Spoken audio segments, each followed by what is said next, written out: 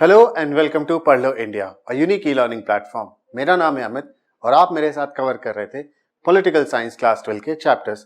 आज मैं आपके लिए एक और नया चैप्टर लेकर आया हूँ, कंटेम्पररी साउथ एशिया। जो साउथ एशिया जहां हम रहते हैं इंडिया में, तो किसको हम साउथ एशिया कहते हैं? कंटेम्पररी साउथ एशिया में हम देखेंगे कि ये जो कंट्रीज है, पाकिस्तान, मालदीव्स, इंडिया, नेपाल, भूटान, बांग्लादेश, श्रीलंका, इनके आपस में रिश्ते कैसे रहे हैं, स्पेशली विद द कॉन्टेक्स्ट कि इंडिया को हम सेंटर में रखेंगे और यहां से देखेंगे कि इंडिया के रिलेशनशिप्स इन कंट्रीज के साथ कैसे रहे, क्या क्या डेवलपमेंट्स हुए हैं और ओवर द इयर्स उन डेवलपमेंट्स की वजह से कैसे ये रिलेशनशिप शेप अप हुआ है। तो चलिए शुरू करते हैं इस चैप्टर को। What is south Asia? The expression south Asia usually includes the following countries: Bangladesh, Bhutan, India, Maldives, Nepal, Pakistan, Sri Lanka. मैंने आपको पहले ही मैप पे बता दिया था कि ये सारी कंट्रीज मिलके साउथ एशिया कहलाती हैं।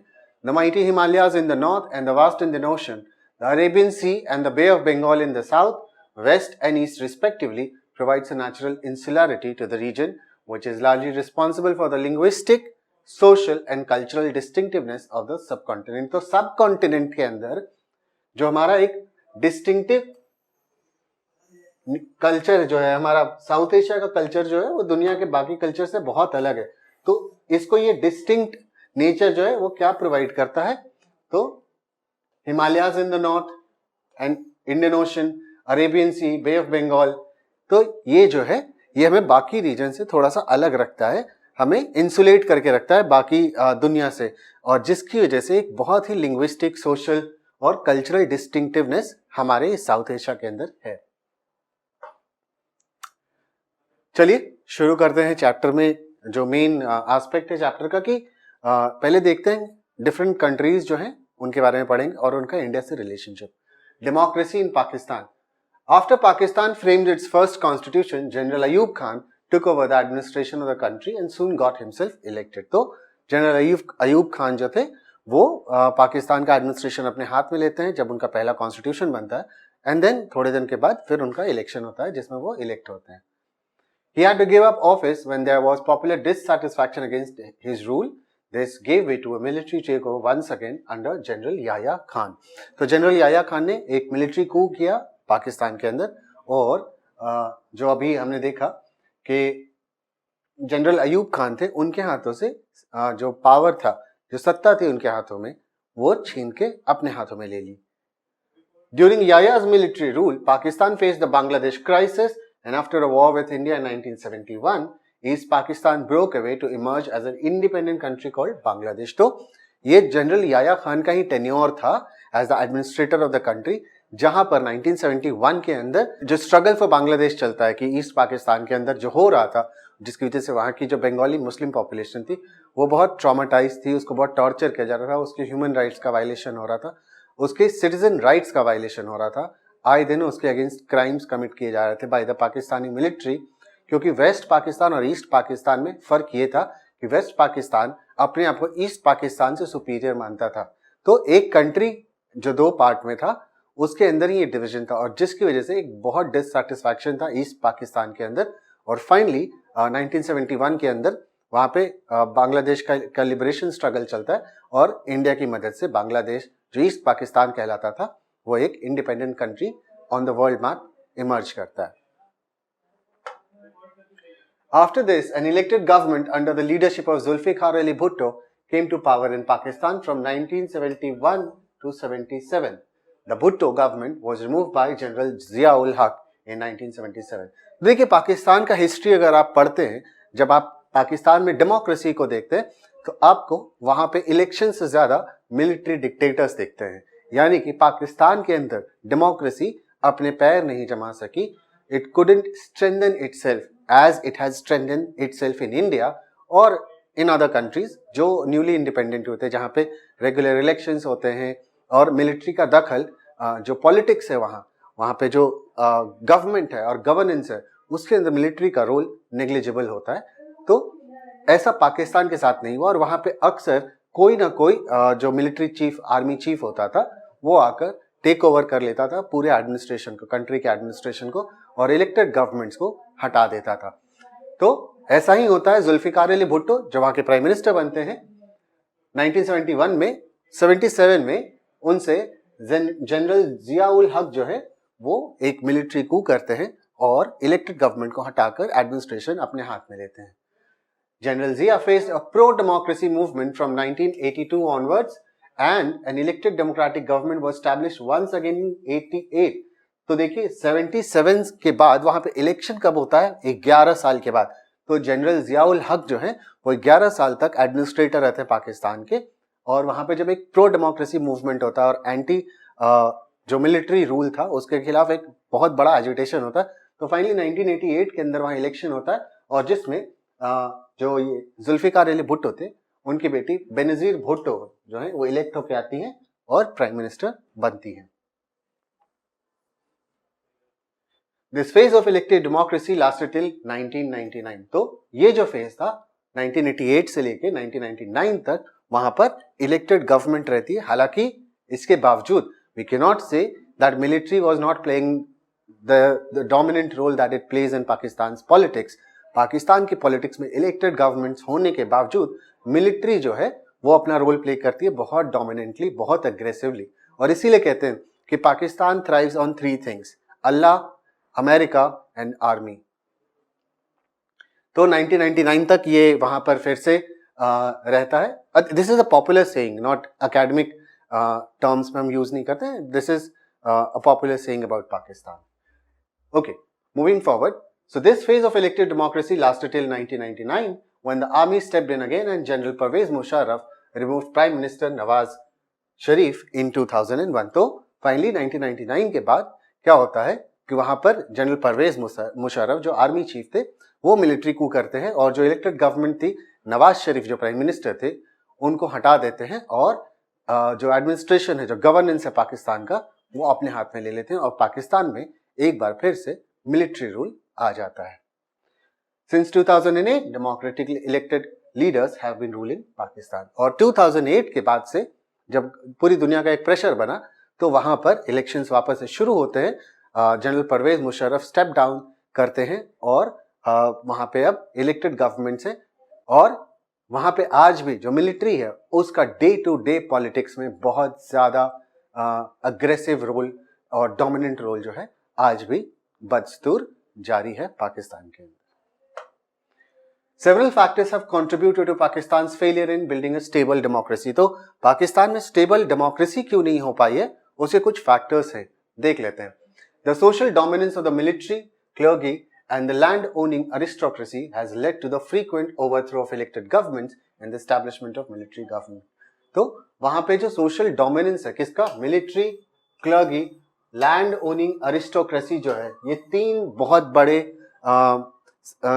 डोमिनेंट सोशल ग्रुप्स हैं पाकिस्तान के, जिनकी वजह से क्योंकि उनके इंटरेस्ट के लिए इलेक्टेड गवर्नमेंट आएगी तो पॉपुलर डिमांड्स पे इनके पावर्स कम हो जाएंगे, इनकी प्रॉपर्टी कम हो सकती है क्योंकि ऐसे पॉपुलर डिमांड्स आएंगे.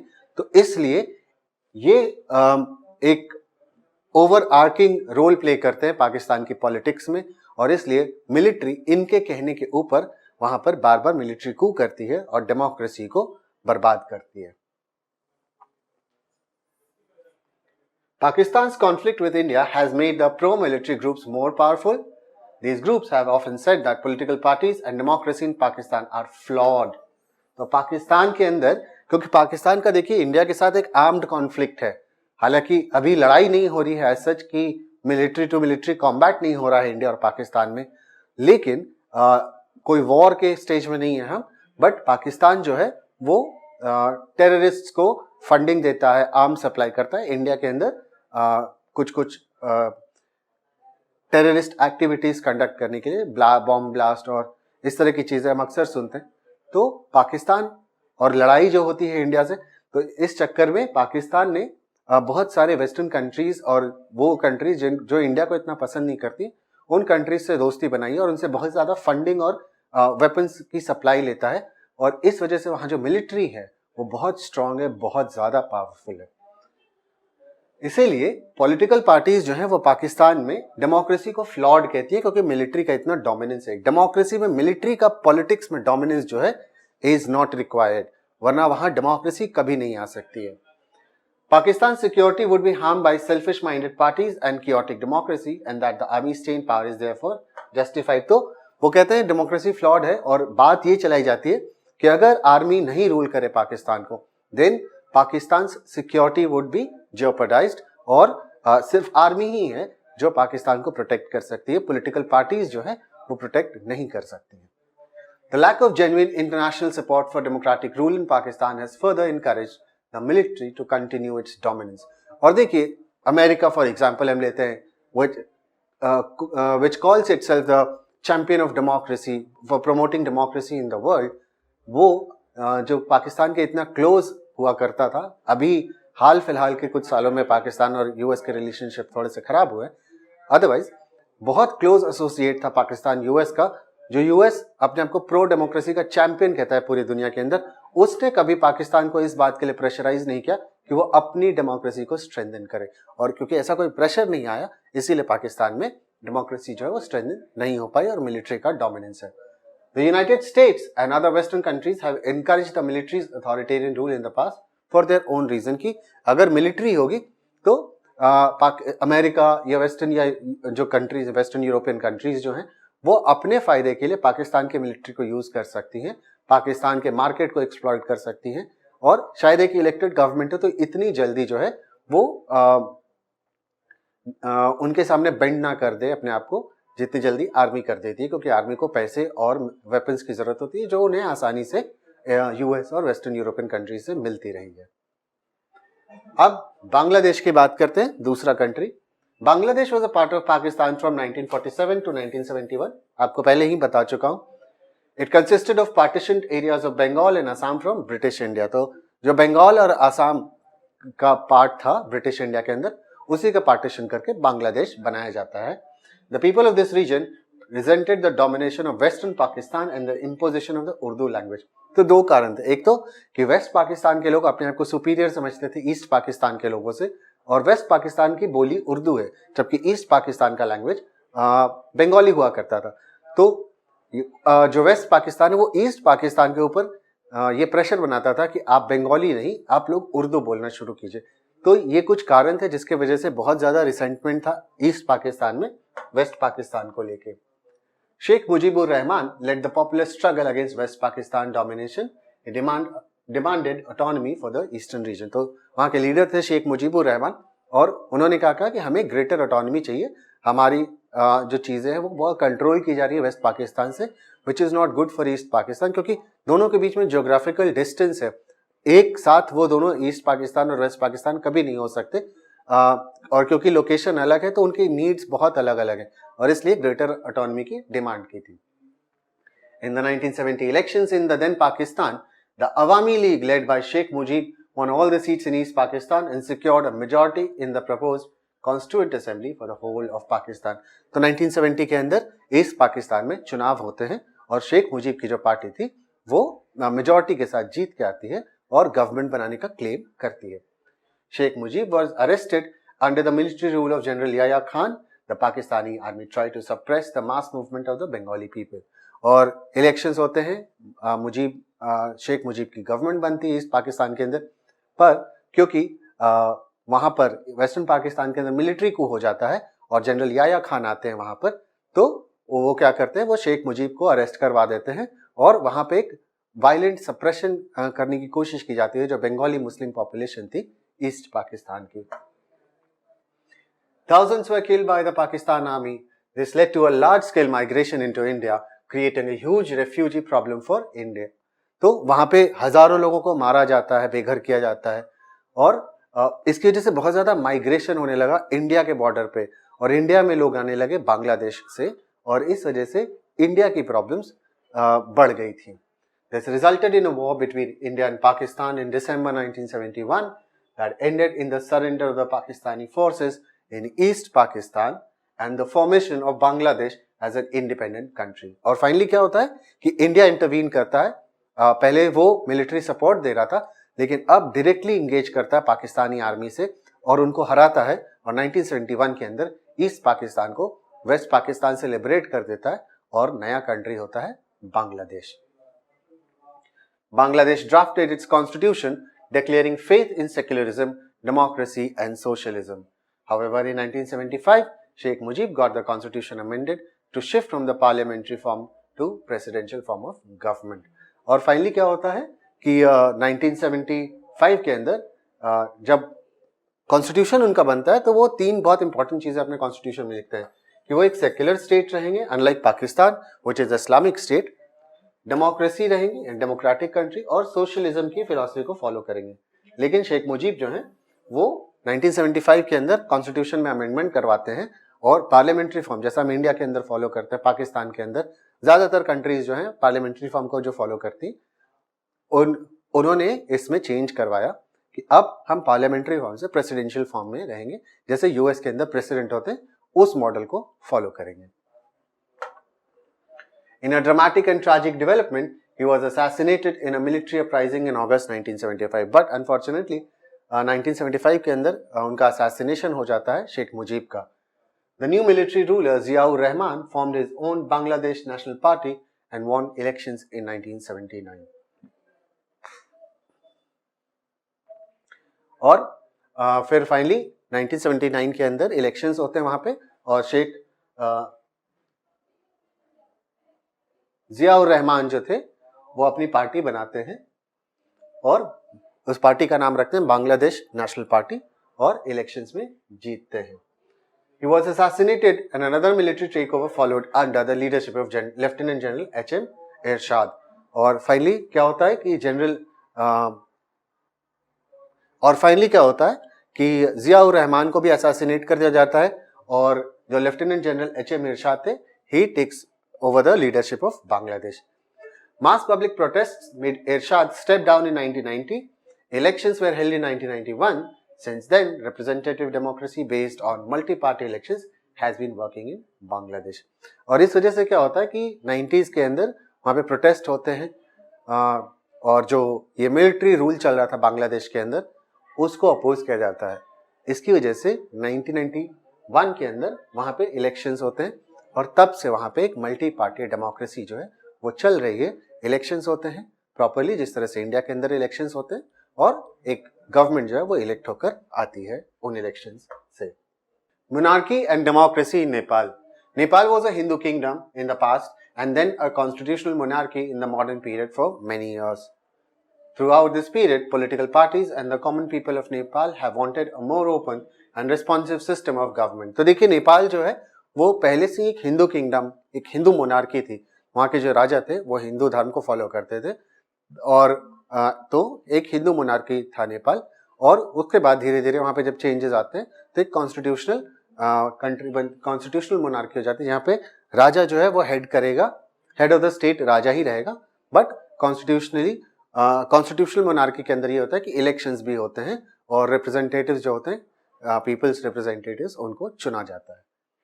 और जब वहाँ पे लोगों ने और राइट्स के लिए और ओपननेस के लिए बात करना शुरू किया तो किंग ने इस डिमांड को एक्सेप्ट किया.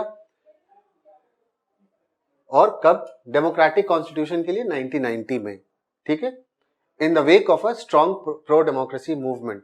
और क्योंकि वहां पे एक बहुत स्ट्रॉन्ग प्रो डेमोक्रेसी मूवमेंट चल रहा था और राजा को लगा कि ये टाइम है कि वो थोड़ा सा कंसेशंस ग्रांट करे इन प्रो डेमोक्रेसी एजिटेटर्स को, वरना शायद कहीं पूरा का पूरा राजपाट ही ना चला जाए. During the 90s, the Maoists of Nepal were successful in spreading their influence in many parts of Nepal. This led to a violent conflict between the Maoist guerrillas and the armed forces of the king. तो देखिए वहां पे क्या था कि जो Maoist थे वो 90s में बहुत ज्यादा एक्टिव हो गए और उनका इन्फ्लुएंस जो था वो नेपाल में काफी इलाके तक फैलने लगा, जिसकी वजह से अक्सर जो माओइस्ट गुरिल्लास थे और जो नेपाल की किंग की आर्मी थी उनके बीच में क्लैशेस होते रहते थे. In 2002, the king abolished parliament and dismissed the government, thus ending even the limited democracy that existed in Nepal. तो वहां पे फिर क्या होता है कि ये सब होते होते 2002 का दौर आता है और वहां पर किंग क्या करते हैं, वो जो कॉन्स्टिट्यूशन था, जो पार्लियामेंट था, उन सबको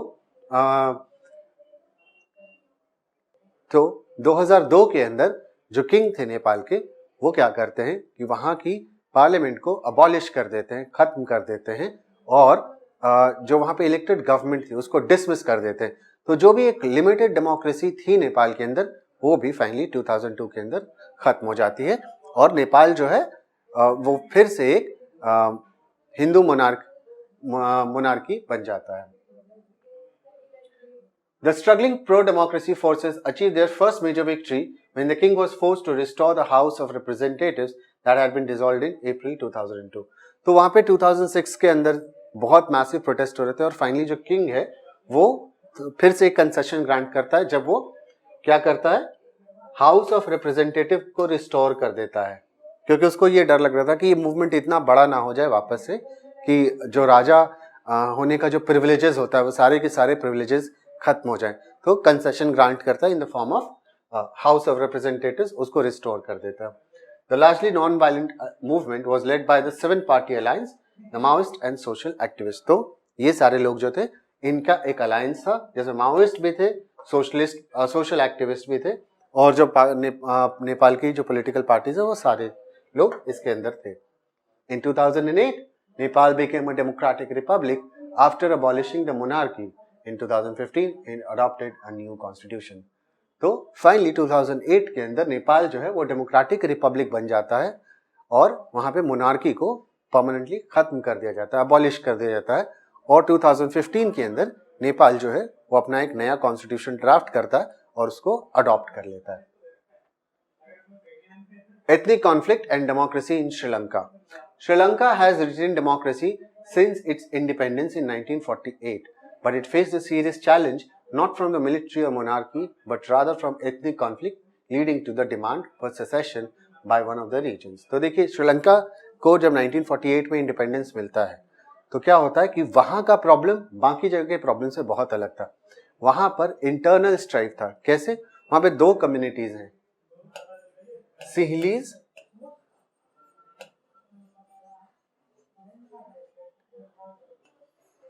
और तमिल्स. ये 2 कम्युनिटीज हैं, तमिल्स और सिहलीज. इनके बीच की लड़ाई थी. सिहलीज है जो वहां की मेजॉरिटी पॉपुलेशन है और तमिल जो है वहां की माइनॉरिटी पॉपुलेशन है, जो ऑफ कोर्स इंडिया से वहां जाकर बस गए थे और इनके बीच की लड़ाई चलती थी. Politics in Sri Lanka was dominated by forces that represented the interest of the majority Sinhala community. ठीक है, तो ये जो सिहला है कम्युनिटी, यही जो वहां की पॉलिटिक्स को डोमिनेट करते थे क्योंकि मेजॉरिटी पॉपुलेशन इन्हीं की थी. They were hostile to a large number of Tamils who had migrated from India to Sri Lanka and settled there. जैसा कि मैंने आपको बताया कि बहुत सारे तमिल जो थे वो इंडिया से माइग्रेट करके श्रीलंका चले गए थे. The neglect of Tamil concerns led to militant Tamil nationalism. और इसकी जैसे क्या होता है, देखिए आप जब किसी को बहुत ज्यादा सप्रेस करते हैं तो उसके अंदर जो रिसेंटमेंट क्रिएट होता है, तो ऐसा ही रिसेंटमेंट तमिल्स के अंदर क्रिएट हुआ और फिर वो it gives rise to militant Tamil nationalism, क्योंकि उनको हर जगह पे सप्रेस किया जा रहा था. From 1983 onwards, the militant organization Liberation Tigers of Tamil Eelam (LTTE) इसका जन्म होता है और LTTE एक बहुत बड़ा टेररिस्ट ऑर्गेनाइजेशन, जिसको बाद में टेररिस्ट ऑर्गेनाइजेशन डिक्लेयर कर दिया गया था, तो एक बहुत बड़ा आर्म्ड कॉन्फ्लिक्ट चलाता है against the Sri Lankan army. LTTE has been fighting an armed struggle with the army of Sri Lanka and demanding Tamil Eelam or a separate country for the Tamils of Sri Lanka. Tamil Eelam किसके लिए? Tamils और श्रीलंका के लिए ये demand करता है. एक armed struggle चलता है. The government of India has from time to time tried to negotiate with the Sri Lankan government on the Tamil question, but in 1987 the government of India for the first time got directly involved in the Sri Lankan Tamil question. India signed an accord with Sri Lanka and sent troops to stabilize relations between the Sri Lanka government and the Tamils. तो India को हमेशा एक तो क्योंकि देखिए इसका एक political repercussion होता है इंडिया के अंदर कि क्योंकि तमिलनाडु के अंदर ये बड़ा क्वेश्चन हो जाता था, तो इंडियन गवर्नमेंट को इस प्रेशर को हैंडल करना पड़ता था और इसलिए वो बार बार तमिलनाडु जो श्रीलंकन गवर्नमेंट थी उससे निगोशिएट करना चाहती थी ऑन द तमिल क्वेश्चन की तमिल्स के साथ आप क्या करेंगे. और फाइनली क्या होता है कि 1987 के अंदर एक अकॉर्ड साइन होता है और इस अकॉर्ड के अंदर जो बात रखी जाती है कि इंडियन आर्मी जो है वो जाएगी श्रीलंका और वहां पर नॉर्मलसी लाएगी, स्टेबलाइज करने की कोशिश करेगी तमिलनाडु के अंदर जो सिचुएशन है. Eventually the Indian army got into a fight with the LTTE. तो देखिए इंडियन आर्मी जो थी वो गई थी तमिलनाडु श्रीलंका के अंदर जो तमिल क्वेश्चन था उसको सॉल्व करने के लिए, कि जो श्रीलंकन गवर्नमेंट है उसका हेल्प करे ताकि ये जो सिंहलीज कम्युनिटी और तमिल कम्युनिटी के बीच की लड़ाई है उसको खत्म किया जा सके। LTTE जो था वो तमिल्स का एक आर्म्ड ग्रुप था। अब इंडियन आर्मी जब श्रीलंका जाती है तो थोड़े टाइम के बाद उसका आर्म्ड स्ट्रगल शुरू हो जाता है LTT के साथ। The presence of Indian troops was also not liked much by the Sri Lankans. They saw this as an attempt by India to interfere in the internal affairs of Sri Lanka. और इसी तरह से जो श्रीलंकन्स थे उनको भी अच्छा नहीं लग रहा था कि प्रॉब्लम हमारे यहाँ की है तो इंडियन आर्मी हमारे देश के अंदर आके क्यों इंटरफेयर कर रही है। In 1989, the Indian peacekeeping forces IPKF pulled out of Sri Lanka without attaining its objective. और फाइनली 1989 में क्या होता है कि जो इंडियन पीस कीपिंग फोर्सेस थी वो बिना कुछ अचीव किए, जो उनका ऑब्जेक्टिव था, जो वो सिचुएशन को स्टेबलाइज करने गए थे, वो बिना उस ऑब्जेक्टिव को अचीव किए वापस इंडिया आ जाते हैं। Finally the armed conflict came to an end as LTT was vanquished in 2009। और 2009 के अंदर जो वहां के प्रेसिडेंट थे राजपाक्सा, वो एक बहुत बड़ा आर्म स्ट्रगल शुरू करते हैं। जो आर्मी को वो ऑर्डर्स देते हैं कि आपको LTT को खत्म करना है और एक बहुत ब्लडी वॉर लड़ा जाता है between the LTTE and the Sri Lankan army, और जिसके अंदर 2009 में LTTE को कंप्लीटली खत्म कर दिया जाता है। और इसकी वजह से बहुत सारे तमिल्स, जो इनोसेंट तमिल्स थे, उनको भी मार दिया जाता है श्रीलंका के अंदर। In spite of the conflict, Sri Lanka has registered considerable economic growth and recorded high levels of human development. तो इस तरह का एक इंटरनल स्ट्राइफ होने के बावजूद श्रीलंका का इकोनॉमिक ग्रोथ और उसका जो अचीवमेंट्स रहा है सोशल सेक्टर में, वो यानी जिसको हम ह्यूमन डेवलपमेंट कहते हैं, उस सेक्टर में काफी अच्छा रहा है।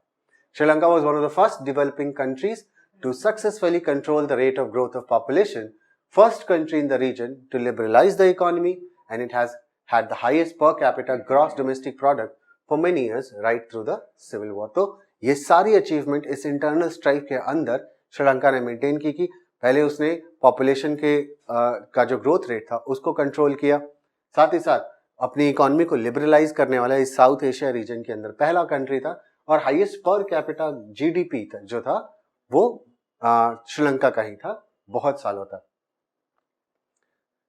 इंडिया पाकिस्तान कॉन्फ्लिक्ट्स के बारे में जानते हैं। हालांकि हम पहले भी बहुत सारे वीडियोस में इसके बारे में बात कर चुके हैं, ब्रीफली इसके बारे में बात कर लेते हैं। देखिए, इंडिया पाकिस्तान की लड़ाई शुरू कहाँ से होती है? जैसे ही इंडिपेंडेंस मिलता है 47-48 में इंडिया पाकिस्तान की पहली लड़ाई होती है। बहुत लिमिटेड लड़ाई होती है जब पाकिस्तान की गवर्नमेंट और वहाँ की आर्मी जो है वो वहाँ के जो ट्राइबल्स थे उनको आर्म्स देकर इंडिया पे कश्मीर के ऊपर अटैक करने के लिए बढ़ावा देती है। और फाइनली महाराजा रंजीत, जो महाराजा हरी सिंह थे, वो इंडियन आर्मी से हेल्प मांगते हैं और इसके बदले में इंडिया उनसे इंस्ट्रूमेंट ऑफ एक्सेशन साइन करने को कहता है, और हरी सिंह जो है वो इंस्ट्रूमेंट ऑफ एक्सेशन साइन कर देते हैं और कश्मीर का जो विलय है वो भारत में फॉर्मली हो जाता है। लेकिन प्रॉब्लम यहाँ से शुरू होती है, खत्म नहीं। इसके बाद इंडिया और पाकिस्तान 1965 के बीच लड़ाई लड़ते हैं। इसके बाद 1971 में लड़ाई लड़ते हैं बांग्लादेश को लेकर, और फिर 1999 में जो करगिल का युद्ध होता है। तो ये पूरा हिस्ट्री रहा है। In 1971, India won a decisive war against Pakistan, but the Kashmir issue remained unsettled.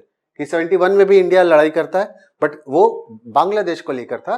Kashmir का इशू अभी भी सॉल्व नहीं हुआ था। India's conflict is also over strategic issues like the control of Siachen Glacier and over acquisition of arms. कि किन किन चीजों को लेके, तो सियाचिन ग्लेशियर को लेके भी इंडिया की लड़ाई है पाकिस्तान से कि कौन कंट्रोल करेगा सियाचिन ग्लेशियर को। In 1998, India conducted nuclear explosion in Pokhran. Pakistan responded within a few days by carrying out nuclear tests in the Chagai Hills. Since then, India and Pakistan seem to have built a military relationship in which the possibility of a direct and full-scale war has seen full-scale war has declined. तो 1998 के अंदर हमें पता है India जो है वो अपना पोखरण 2 कंडक्ट करता है, न्यूक्लियर जो अपनी एक्सप्लोजन करता है इंडिया वहां पर, और उसके बाद कुछ ही दिन के बाद पाकिस्तान भी न्यूक्लियर एक्सप्लोजन करता है अपने यहाँ।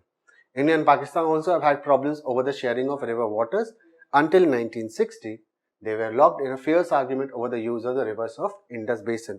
एक और जो इशू इंडिया और पाकिस्तान के अंदर था कि क्योंकि जितनी भी रिवर्स पाकिस्तान में जा रही हैं इंडिया से, तो बहुत सारी रिवर्स ऐसी हैं जो इंडिया से होते हुए पाकिस्तान जाती हैं, और इस वजह से उसके रिवर वाटर शेयरिंग को लेकर बहुत आर्ग्यूमेंट्स थे कि इंडस रिवर बेसिन है उसके वाटर को कैसे दोनों कंट्रीज शेयर करेंगे.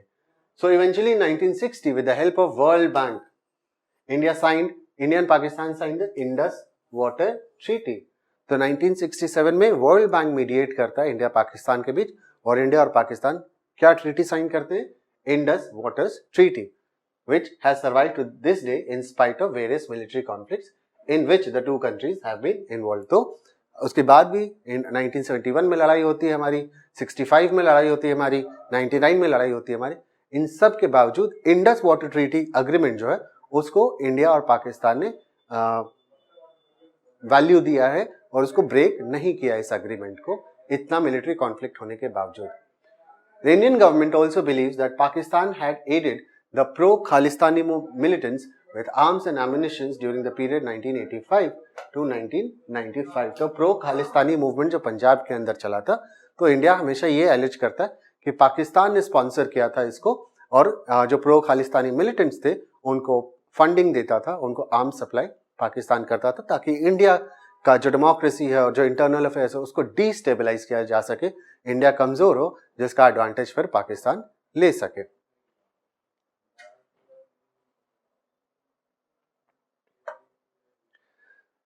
The two countries are not in agreement over the demarcation line in Sar Creek in the Run of Kutch. अब एक और जो इशू है इंडिया के पाकिस्तान के बीच में कि गुजरात के रन ऑफ कच्छ में सर क्रीक है, और वहां पर जो बाउंड्री है उसके लाइन के डिमार्केशन को लेके भी इंडिया और पाकिस्तान के बीच में डिसएग्रीमेंट है. तो ये सारे इश्यूज थे पाकिस्तान के साथ. अब बाकी सारे नेबर्स के साथ देख लेते हैं कि इंडिया का रिलेशनशिप कैसा है. The governments of India and Bangladesh have had differences over several issues. The Indian government has been unhappy with Bangladesh's denial of illegal immigration to India, its support for anti-India Islamic fundamentalist groups.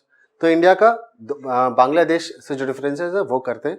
पहला तो ये है कि जो illegal immigrants आ रहे हैं बांग्लादेश से India में के अंदर, उसको लेके बांग्लादेश डिनाई करता है. वो कहता है कि नहीं, हमारे यहाँ से कोई नहीं जा रहा आपके यहाँ. और दूसरी चीज ये है कि वहां पर जो anti India Islamic fundamentalist groups हैं उनको फंड करना, उनको शह देना, उनको इनकरेज करना, इसको भी डिनाई करता है Bangladesh. Bangladesh's refusal to allow Indian troops to move through its territory to northeastern India and its decision not to export natural gas to India or allow Myanmar to do so through Bangladeshi territory. और एक बड़ा जो issue है export of natural gas to India, तो ये Myanmar से आना है और बीच में है, तो ये इंडिया, ये म्यांमार और ये बांग्लादेश, तो यहां से गैस इंडिया आना है, बट बांग्लादेश अपनी टेरिटरी से इस पाइपलाइन को जाने नहीं देता है. तो बांग्लादेश अलाउ नहीं करता कि ये जो नेचुरल गैस की सप्लाई है, जो ट्रांसपोर्ट है, वो उसकी टेरिटरी से इंडिया में हो. तो इसके लिए भी थोड़ा सा दोनों कंट्रीज के बीच में प्रॉब्लमैटिक रिलेशनशिप है. Despite the differences, India and Bangladesh do cooperate on many issues. Economic relations have improved considerably in the last 20 years. तो इसी के साथ हम ये भी देखते हैं कि इश्यूज हमारे बहुत सारे हैं बांग्लादेश के साथ, लेकिन इसके बावजूद हमारे जो इकोनॉमिक रिलेशंस हैं वो काफी इंप्रूव हुए हैं in the last 20 years.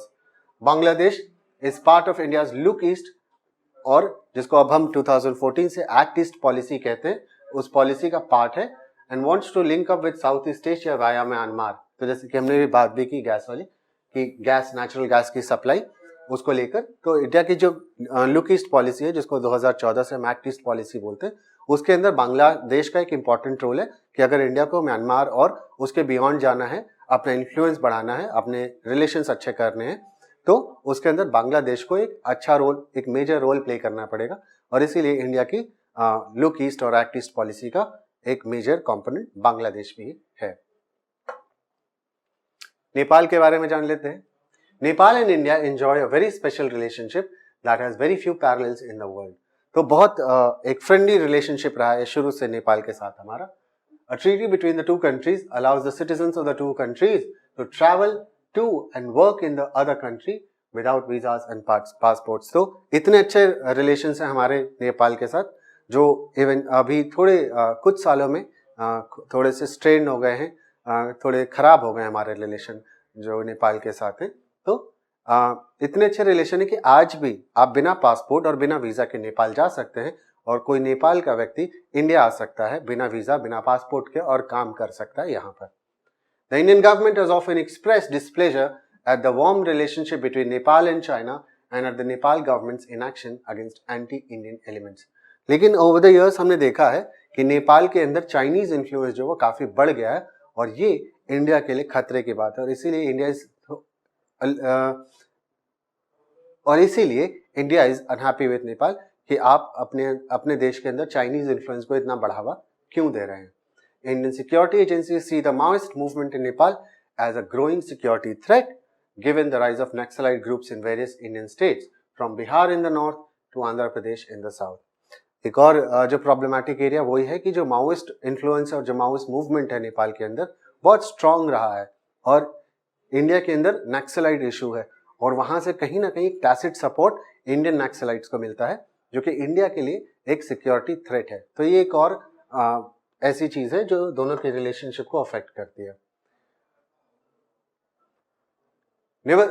Nepal think that the Indian government interferes in its internal affairs, has designs on its river waters and hydroelectricity, and prevents Nepal, a landlocked country, from getting easier access to the sea through Indian territory. तो नेपाल के भी कुछ concerns हैं उसको लेके कि Indian government जो है वो बार बार उसके इंटरनल अफेयर्स में उसके इंटरनल मैटर्स में इंटरफेयर करती है, और उसके रिवर वाटर्स को और उसकी हाइड्रो इलेक्ट्रिसिटी को अपने इंटरेस्ट के लिए यूज करना चाहती है, और साथ ही साथ क्योंकि नेपाल लैंडलॉक्ड है तो उसको सी का एक्सेस नहीं देती है कि उसको ईजियर एक्सेस दूसरी कंट्रीज में अगर कुछ उसको ट्रेड करना है, उसको कुछ इंपोर्ट एक्सपोर्ट करना है, तो उसका एक्सेस टू सी जो है वो इंडिया उसको आसानी से नहीं दे रहा।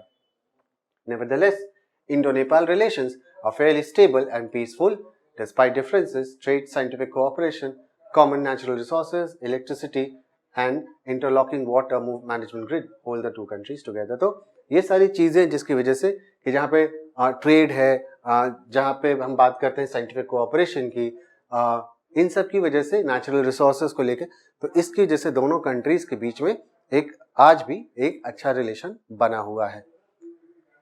The difficulties in the relationship between the governments of India and Sri Lanka are mostly over ethnic conflict in the island nation. तो हमारा श्रीलंका के साथ कोई मेजर प्रॉब्लम नहीं हुआ है, एक्सेप्ट वो जो तमिल क्वेश्चन वाला प्रॉब्लम है कि जहाँ पे जो तमिल्स के साथ जो हुआ या पहले जो हो रहा था, तो उसी को लेकर इंडिया और श्रीलंका के अंदर वो जो इथनिक कॉन्फ्लिक्ट श्रीलंका के अंदर था, वही एक मेजर प्रॉब्लम था इंडिया श्रीलंका के relationship.